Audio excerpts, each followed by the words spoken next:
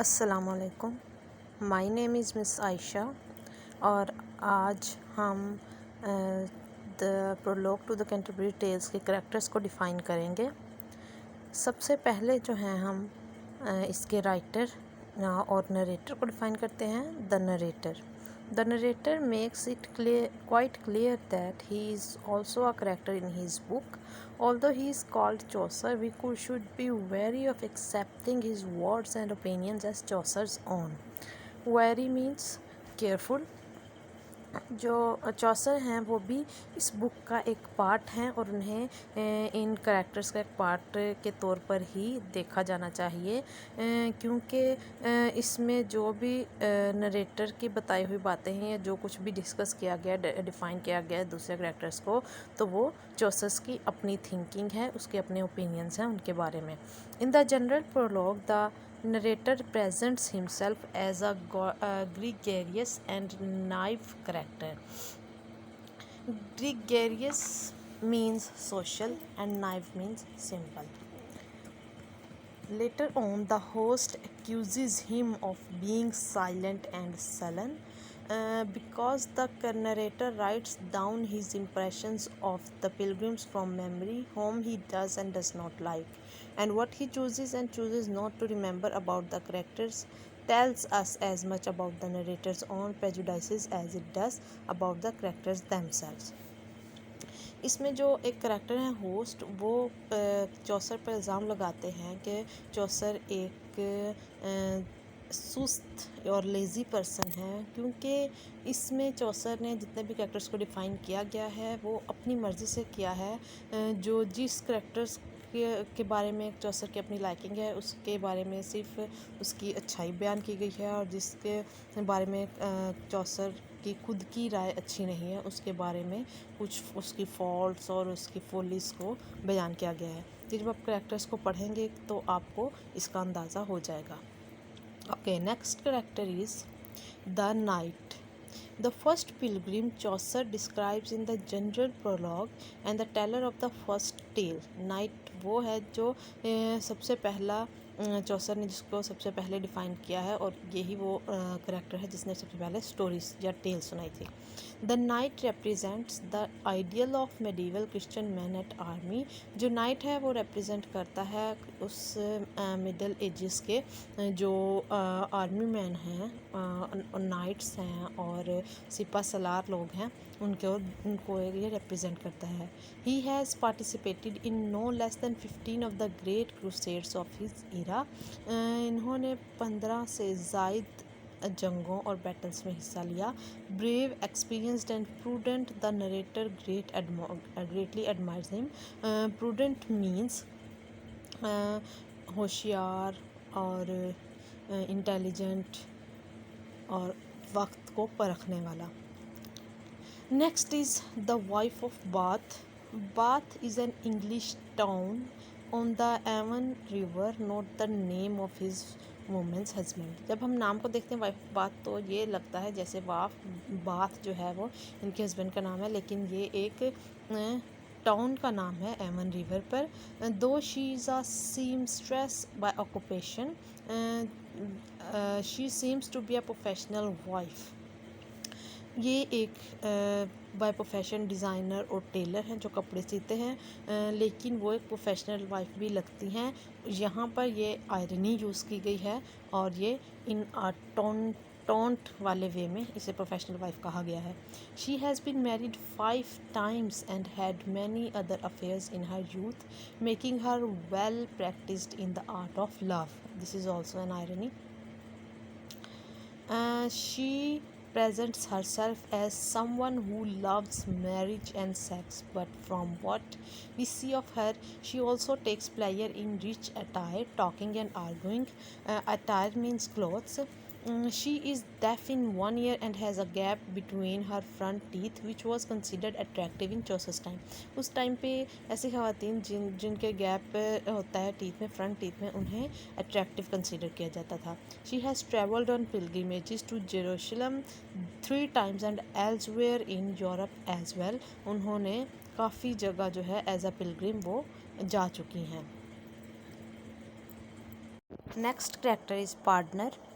Partner granted papal indulgences, reprieves from penance in exchange for charitable donations to the church. Many partners, including this one, collected profits for themselves. In fact, Chaucer's partner excels in fraud, carrying a bag full of fake relics. For example, he claims to have the veil of the Virgin Mary. The partner has long, greasy yellow hair and he is beardless. These characteristics were associated with shiftiness and gender ambiguity in Chaucer's time. The partner has a gift for singing and preaching whenever he finds himself inside a church. एक character जो है वो partner है और ये लोगों को माफ़ीनामा जारी करता है उनके गुनाहों के इतराफ़ के बदले में और फिर उनसे एक रकम वसूल करता है। उस वक़्त के जो पार्टनर्स हैं, चौसर्स के टाइम के जो पार्टनर्स हैं, वो उनमें बहुत ज़्यादा फ्रॉड पाया जाता है और ये जो जिस करैक्टर को चौसर ने बयान किया है वो इसके बारे में ये भी बताता है कि इसके पास एक बैग था जिसमें ये फेक रेलिक्स रखता था। फॉर एग्ज़ाम्पल इसके पास एक वेल था, एक कपड़े का टुकड़ा था जिससे ये क्लेम करता था कि ये हज़रत मरियम का वेल है, उनका निकाब है। और इसके अलावा उसकी जो है वो अपीयरेंस बताई गई है कि उसके लंबे और ग्रीजी येलो हेयर्स हैं और वो बियर्डलेस है। उसके करैक्टर में जो है वो डिफरेंट शेड्स पाए जाते हैं और इसके अलावा वो चर्च में सिंगिंग और प्रीचिंग का काम भी करता है। Next character is Miller. Stout and brawny, the Miller has a wart on his nose and a big mouth, both literally and figuratively. He threatens the host's notion of propriety when he drunkenly insists on telling the second tale. Indeed, the Miller seems to enjoy overturning all conventions. He ruins the host's carefully planning storytelling order. He rips doors off hinges and he tells a tale that is somewhat blasphemous, ridiculing religious clerks, scholarly clerks, carpenters and women. एक जो character है वो Miller है। Miller चक्की पीसने वाले को कहते हैं और इसके अपीयरेंस के बारे में बताया गया है कि ये एक बल्की एंड स्ट्रॉन्ग पर्सन है और इसके नोज़ पर एक मोल है और इसका जो माउथ है वो बिग है, both literally and figuratively irony use की गई है। और इसके अलावा जो है ये इसके अंदर ये गुण पाया जाता है कि ये लोगों की बातचीत का रुख किसी और तरफ ले जाता है। इसी तरह जब ये प्लान बनाया गया कि हर जो तमाम लोग हैं वो स्टोरी सुनाएंगे या स्टोरीज़ करेंगे, तो उसमें जब भी कोई शख्स स्टोरी सुनाना स्टार्ट होता था तो मिलर जो है वो उसकी स्टोरी को बर्बाद कर देता था विद हिज ट्रिक्स या फिर अपनी बातों से या अपनी हरकतों से। और इसके अलावा जो ये टेल्स सुनना पसंद करता था वो थोड़ी सी रिलीजियस क्लर्क्स के हवाले से उनको रिड्यूक्यूल करना, इस तरह की जो है वो टेल्स सुनने में दिलचस्पी लेता था। The prioress, described as modest and quiet, this prioress, a nun who is heard of her convent, aspires to have exquisite taste. Her table manners are dainty, and she knows French, though not French of the court. She dresses well, and she is charitable and compassionate. इस character की जो define किया गया इससे ये ज़ाहिर होता है, ये अंदाज़ा लगाया जा सकता है कि जो चौसर है उसने इसमें सिर्फ इसकी जो है वो पॉजिटिव बातें ही बताई गई हैं। इसका मतलब है कि चौसर को ये करैक्टर पसंद आया है। Next is the monk. Most monks of the Middle Ages lived in monasteries according to the rule of Saint Benedict, which demanded that they devote their lives to work and prayer. This monk cares little for their rule. His devotion is to hunting and eating. He is large, loud and well clad in hunting boots and furs. अब monk characters को इस तरह से define किया गया है कि middle edges में या चौसर्स एज में जो मंक्स थे या जो भी चर्च से ताल्लुक़ रखने वाले लोग थे उनको अलाउड नहीं था कि वो सोशल लाइफ गुजारें, बल्कि वो एक स्पेसिफ़िक जगह मोनेस्ट्रीज़ में रहते हैं और उनका काम सिर्फ़ और सिर्फ प्रेयर और चर्च के हवाले से ड्यूटीज़ को अंजाम देना होता है। लेकिन जो उस वक्त के मंक्स, इस ग्रुप में जो चौसर ने मंक्स देखे, उसने ये देखा कि वो इस तरह की किसी भी बात पर अमल करने वाला नहीं था, चर्च के रूल्स के मुताबिक अमल करने वाला नहीं था, बल्कि उसका जो शौक़ था वो हंटिंग और ईटिंग था। Next is friar, roaming priest with no ties to a monastery. Friars were a great object of criticism in Chaucer's time. Fryer भी चर्च का ही एक होता है, काम करने वाला होता है, चर्च का एक मेंबर होता है, और इस पे भी वही रूल्स अप्लाई होते हैं जो मंक्स पे होते हैं। लेकिन उस वक़्त चौसर्स के टाइम पे इनको बहुत क्रिटिसाइज़ किया जाता था, बिकॉज़ ये उन किसी भी रूल्स पे अमल नहीं करते थे। Always ready to befriend young women or rich men who might need his services, the friar actively administrates the sacraments in his town, especially those of marriage and confession. इसका जो शौक़ था वो वुमेन से दोस्ती करना और उनके साथ फ्लर्ट करना, इस तरह के शौक़ रखता था। However, Chaucer's worldly friar has taken to accepting bribes. Next is the summoner.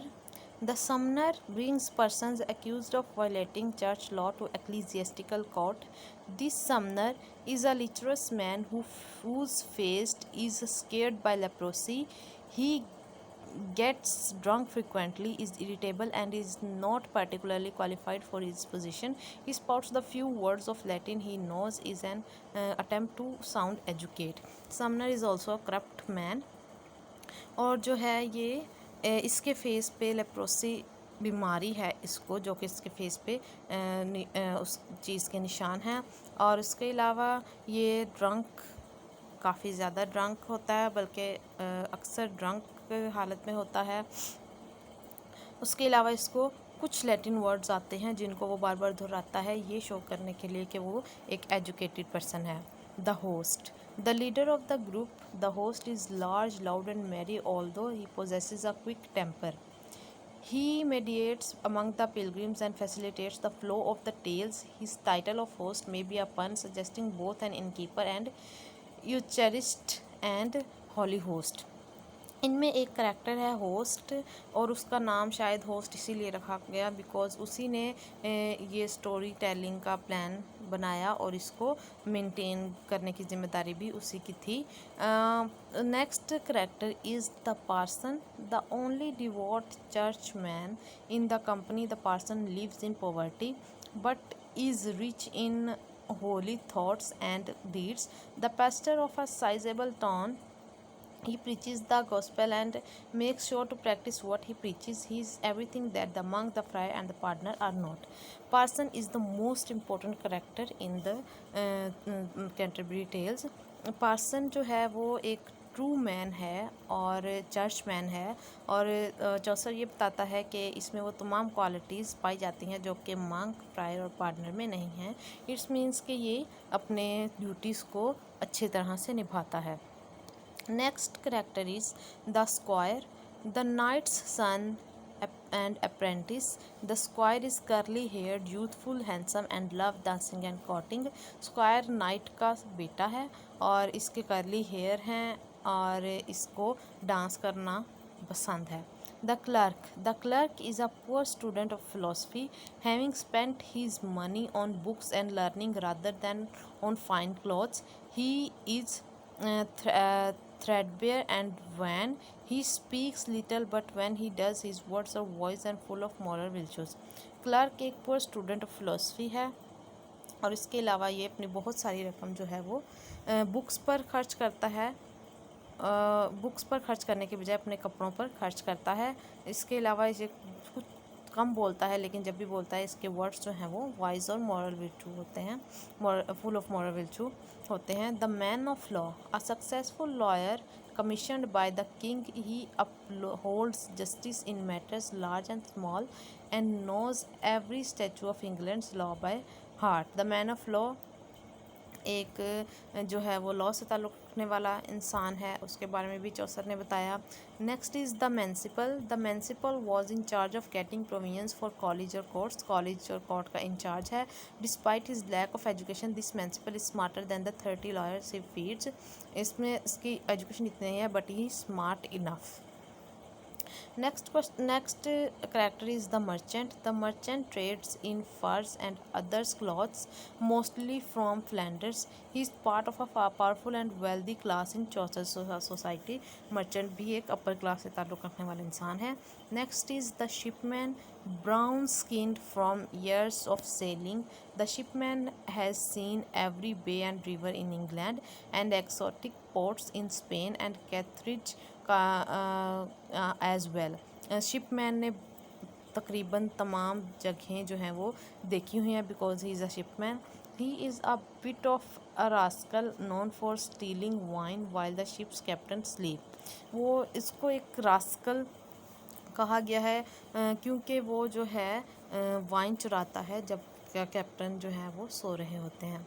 The physician is one of the best in his profession for he knows the cause of every malady and can cure most of them.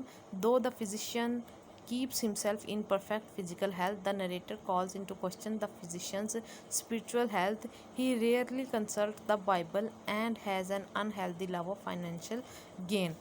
Physician जो है वो उसके पास हर बीमारी का इलाज है, लेकिन चौसर ये कहता है कि वो फिज़िकली तो एक हेल्दी पर्सन है लेकिन मेंटली जो है स्पिरिचुअल हेल्थ जो है उसकी उस पर वो सवाल उठाता है।